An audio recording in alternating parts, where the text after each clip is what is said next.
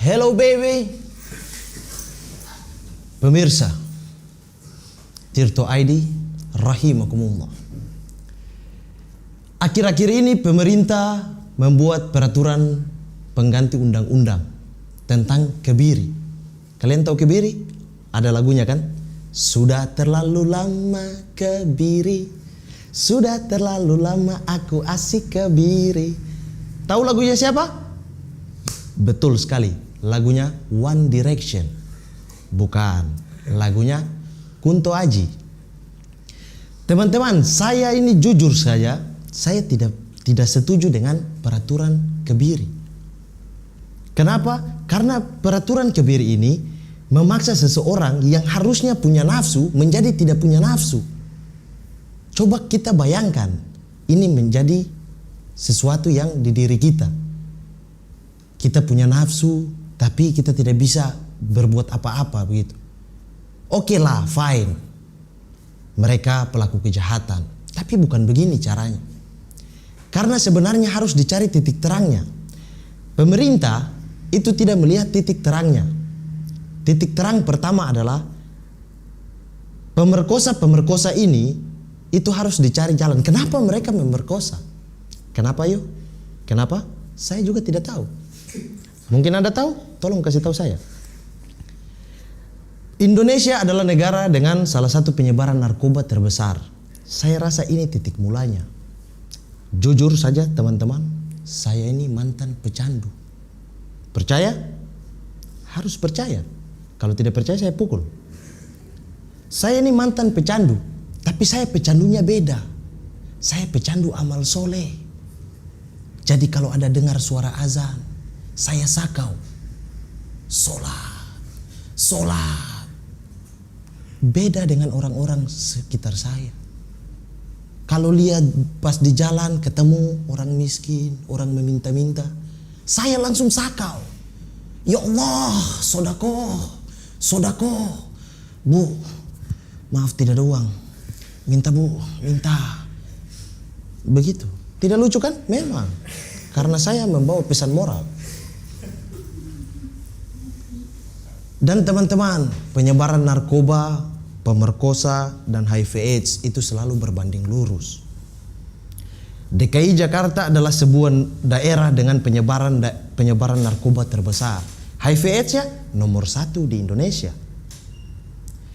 Yang kedua, Jawa Timur. Narkobanya, penyebaran narkoba sangat luar biasa. HIV/AIDS-nya nomor 2 di Indonesia.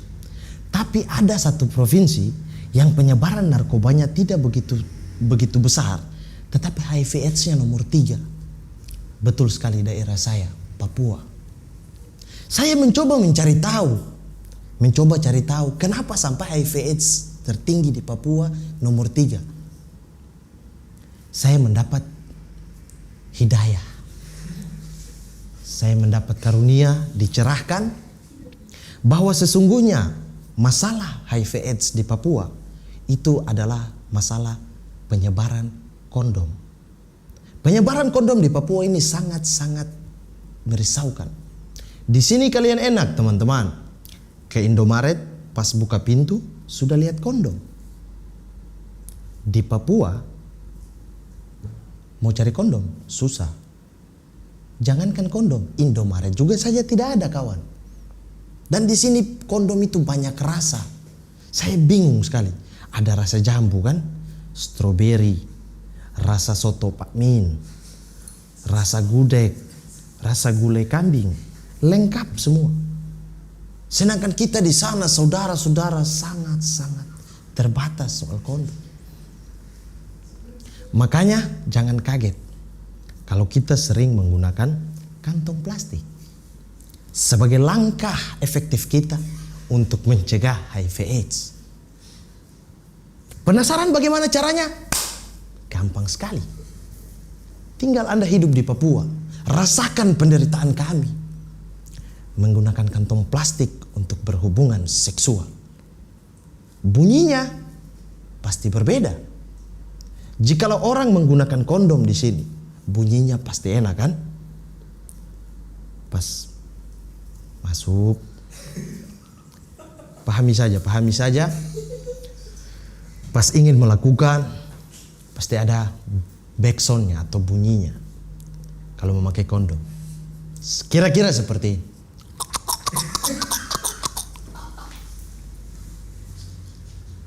Bagaimana dengan kami, saudara-saudara yang di Papua sana menggunakan kantong plastik?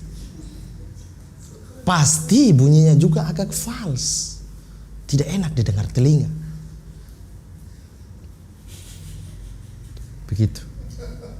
Bagaimana bunyinya? Saya akan kasih tahu Anda.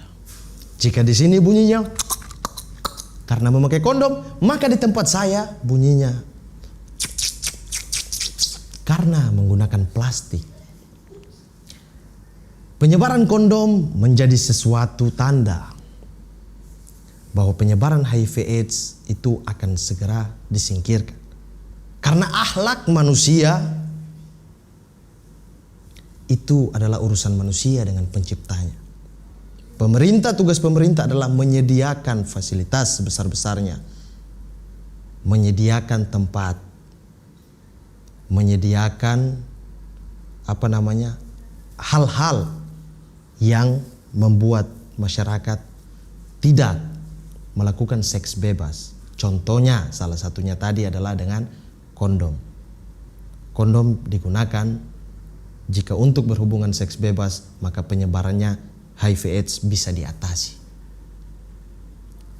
Tapi satu yang paling utama yang tidak dilakukan pemerintah saat ini, yaitu pendidikan seksual dari usia dini.